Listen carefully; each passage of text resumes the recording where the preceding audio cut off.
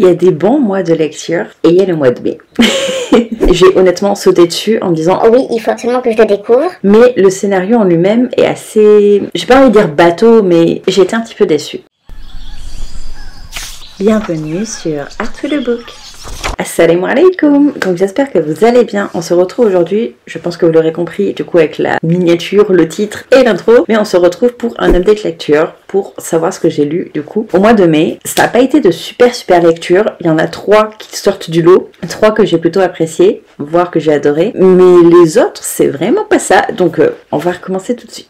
Tout d'abord The Kiss of Deception de Mary E. Person si je me trompe pas, que j'ai été hyper déçue. Je m'attendais à adorer parce que Piketty Booking de souvenir en avait parlé vraiment en bien il y a quelques années, et ça faisait du coup des années qu'il était sur mon radar, donc quand je l'ai vu sur NetGalley, j'ai honnêtement sauté dessus en me disant oh oui, il faut absolument que je le découvre. Au final, j'ai été vraiment déçue, j'ai pas apprécié. Dans cette histoire, on suit une jeune fille qui en fait est la première née de sa famille et qui du coup fait qu'elle a un don, et pour des raisons politiques, elle doit épouser un prince. Sauf que le jour même de la rencontre en fait avec ce prince, elle décide de fuir pour échapper à son destin, on va dire. Et j'avais hâte de découvrir cette histoire, de un parce que Piketty Booking avait apprécié, mais également parce que je m'étais dit que déjà cette histoire de don ça m'intéressait, mais en plus l'idée qu'elle fuit quand même le mariage, je trouvais que ça allait apporter une femme forte que j'avais très hâte de découvrir, et au final j'ai été vraiment déçue parce que elle est forte, parce qu'elle a quand même fui et tout ça, mais je sais pas, j'ai pas spécialement apprécié la personnage, surtout qu'on rentre dans un triangle amoureux et c'est pas forcément le genre de trope que j'apprécie. Les 3/4 du temps c'est très mal fait je trouve. Je trouvais les relations beaucoup trop rapides, la façon dont elles étaient créées, les décisions des personnages, je les ai pas toujours comprises, j'ai trouvé qu'elles étaient assez illogiques par moments. Je pense que les personnages du coup manquaient un petit peu de profondeur, l'univers également manquait vraiment de profondeur,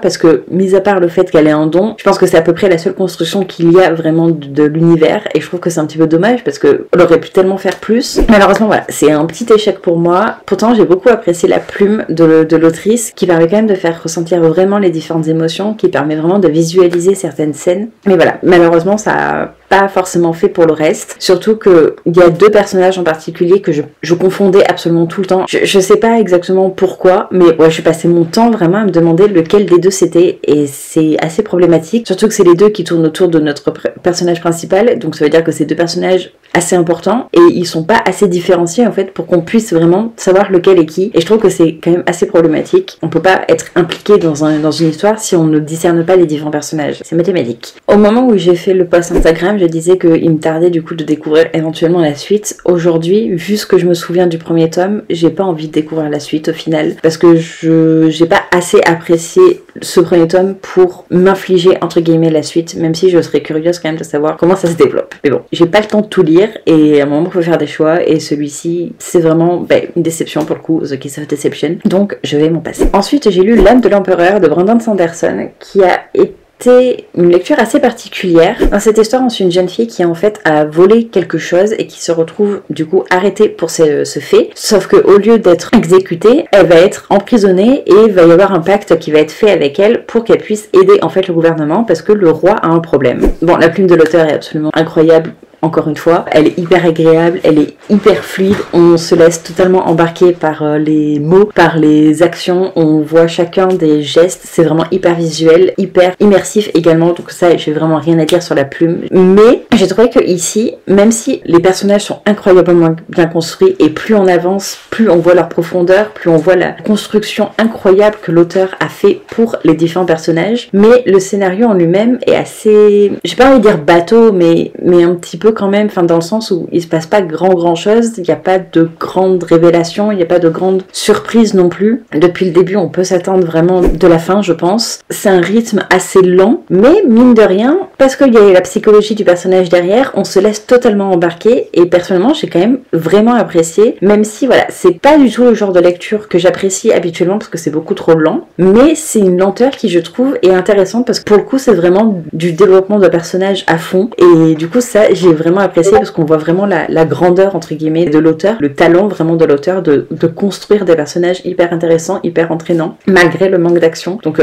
c'était plutôt une lecture intéressante. Ensuite j'ai lu Shades of Magic, donc le premier tome, là je vous présente en anglais mais je l'ai écouté en français, donc c'est de V.E. Schwab. Dans cette histoire on suit Kel qui en fait traverse les différents Londres, parce qu'il y en a 4 dans cet univers-ci, et chaque Londres a un niveau on va dire de magie différent, et lui il passe en fait des objets d'un Londres à l'autre, c'est pas forcément très légal mais il le fait quand même, et un jour ça va un petit peu lui retomber sur le dos et il va se retrouver embarqué dans une sorte d'aventure on va dire avec une jeune fille. J'étais un petit peu déçue. J'étais un petit peu déçue parce que ça fait des années que j'entends énormément de bien sur cette saga, que tout le monde dit voilà que c'est la saga de V.E. Schwab, et je vous avoue que là pour ce premier tome je comprends pas trop pourquoi. L'univers est intéressant mais il est pas du tout exploité je trouve dans ce premier tome, parce que mis à part justement ce côté des 4 Londres qui ont des différentes magies, c'est un petit peu tout ce qu'on sait dessus. On apprend un petit peu plus mais vraiment pas grand chose de plus. Les personnages sont plutôt intéressants mais je me suis pas spécialement attachée à eux, je trouve qu'il manque un peu de profondeur je pense, mais c'est peut-être aussi parce que l'enjeu vraiment du bouquin arrive que vers la moitié je pense à peu près. Sinon avant on sait pas trop en fait ce qu'on fait là, on sait pas trop pourquoi on est là, on avance, on dit oui ok,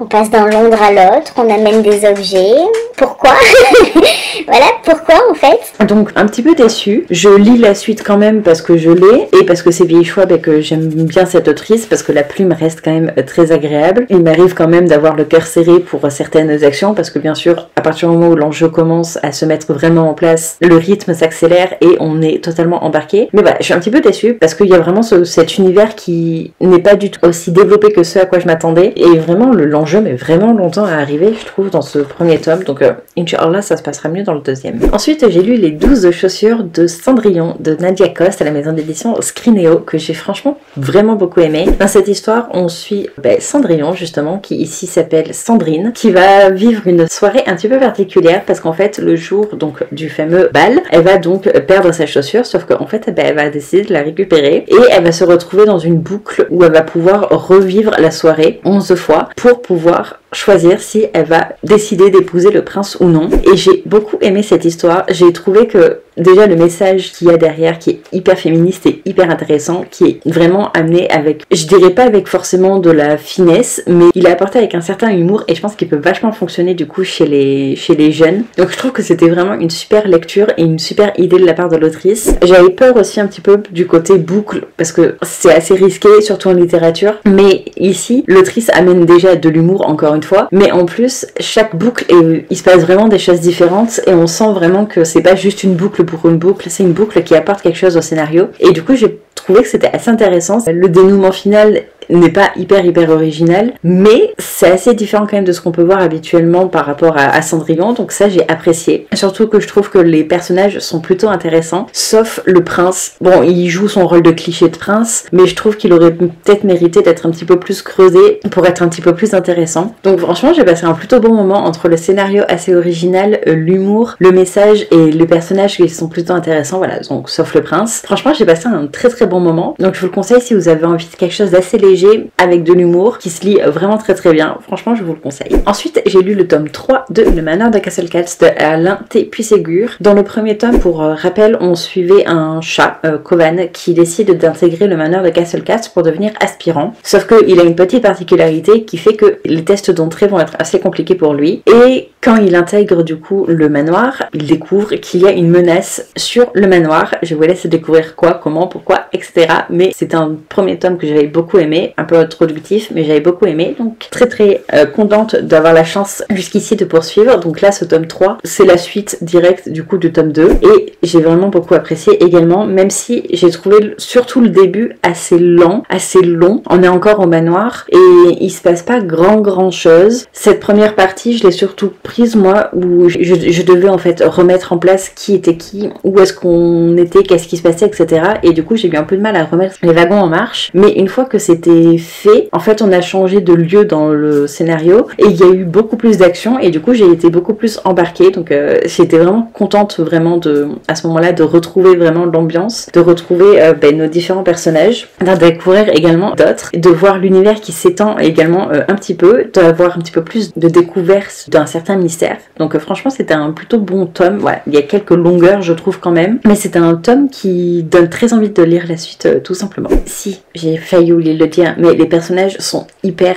attachant. Je me suis attachée déjà aux 4 chats principaux dès le premier tome, mais ici je trouve que particulièrement un prend une certaine tournure, on va dire, qui la rend vraiment attachante. J'ai versé ma petite larme pour un personnage. Je m'attendais pas à cette fin, je m'attendais pas à ce que l'auteur prenne ses décisions, et là d'y repenser, j'ai les larmes un petit peu aux yeux parce que c'est un moment qui m'a vraiment beaucoup émue. On sent vraiment l'importance en fait que les chats peuvent avoir les uns avec les autres, autant que ce soit par rapport à la famille, que ce soit par rapport à l'amitié qu'ils peuvent se créer les uns avec les autres. Donc c'est vraiment ce côté fan family qui en plus est hyper bien travaillé ici. Et là dans ce tome en particulier, ce qui m'a le plus touchée, c'est vraiment le lien de certains personnages avec leurs membres de la famille. J'ai beaucoup de peine pour certains personnages, j'ai rigolé pour d'autres, donc franchement c'était un plutôt bon tome. J'ai très hâte de découvrir le dernier tome du coup qui va sortir dans les mois à venir.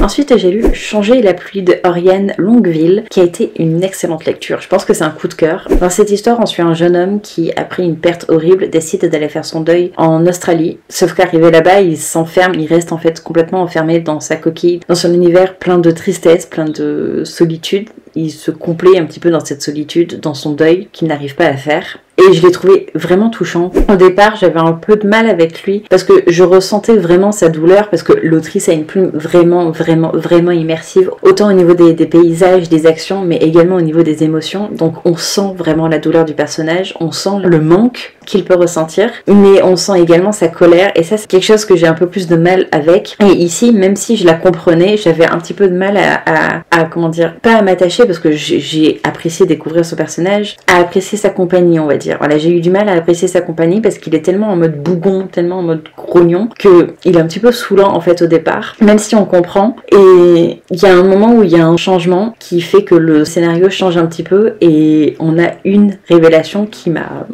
fait pleurer, énormément pleurer. Je vous dis pas la révélation parce que c'est un plot twist, hein, clairement. Donc il est hors de question que je vous le dise. Mais sachez que, voilà, qu'il y a quand même un trigger warning. C'est un sujet quand même assez difficile. C'est un sujet qui ici, je trouve, est vraiment bien traité. Même si j'ai pas été dans sa situation, je pense qu'il est relativement bien traité. Je trouve qu'en fait le personnage est hyper intéressant parce que il est pas parfait. Il a fait des erreurs. Il est bougon au départ. Sauf que quand on comprend vraiment toute sa situation, on comprend la douleur dans laquelle il a été, on comprend la difficulté dans laquelle il a été, et on comprend ses choix, on comprend ses décisions, on comprend son côté bougon, on comprend sa douleur. Et je trouve que c'est un personnage du coup hyper intéressant parce qu'on voit en fait l'imperfection qui le caractérise, et du coup ça le rend tellement humain. Il est hyper bien construit à mon sens. Le seul petit truc que je pourrais reprocher, c'est que le changement justement entre le gars bougon et le gars qui décide un petit peu de se reprendre en main est un petit peu trop rapide à mon goût, et il y a un petit peu de répétition, mais ça reste une excellente lecture que je pense que je relirai avec grand plaisir d'ici quelques temps. Et enfin, the last but not least, parmi les fleurs bruissent les secrets de Adrienne Young à la maison d'édition HarperCollins, qui était la LC du mois de mai. Malheureusement c'est un abandon pour moi, je l'ai lu jusqu'à page 170 je crois, avant d'abandonner parce que en fait j'arrive pas à me sentir impliquée dans l'histoire, et du coup j'arrive pas à y retourner. J'aime pas particulièrement les personnages, pourtant au départ ça commençait super bien. J'aimais beaucoup June, parce que dans cette histoire on suit donc June qui un jour découvre un médaillon, et elle voit en fait régulièrement des scènes un petit peu bizarres, et entre autres une porte, et un jour elle décide de la passer, et elle va apprendre beaucoup de choses sur sa famille. Et autant j'ai bien aimé le mystère qui était mis en place, même si honnêtement très rapidement, bien avant le personnage, on se doute de ce qui se passe, mais j'ai trouvé que quand ça commence à être expliqué, c'était assez flou. Alors je sais pas si c'est parce que juste c'est pas la bonne période pour moi pour le lire, mais je trouvais que c'était assez flou, un petit peu trop flou pour que j'ai envie en fait d'y retourner, parce que j'arrivais pas à me mettre vraiment dans l'histoire. Je lisais quelques pages par-ci par-là, et ouais, j'arrivais pas à me mettre dans l'histoire, j'arrivais pas à rentrer avec les personnages, à m'intéresser vraiment à leur vie. Donc pour ma part, pour le moment en tout cas c'est un abandon. Je vais pas le vendre tout de suite, j'espère que vous entendez pas le souffleur de feuilles là. Je vais pas le vendre tout de suite parce que je pense que c'est juste pas le bon moment, mais du coup je suis un petit peu déçue. Inch'Allah ça se passera mieux la prochaine fois. Il y a 3 feuilles et demie, il faut qu'il souffle. Je pense que vous l'entendez en plus. Alors que c'est la fin, c'est le dernier livre que j'ai lu au mois de mai. Du coup, en espérant que vous l'entendez plus trop parce que je crois qu'il s'est éloigné, je vous fais des bisous. N'hésitez pas à me dire vous ce que vous avez lu au mois de mai, quelles sont vos meilleures lectures. Et sur ce, je vous retrouve du coup dans une prochaine vidéo. Et surtout, faites attention à vous. Des bisous. Kiss the up you.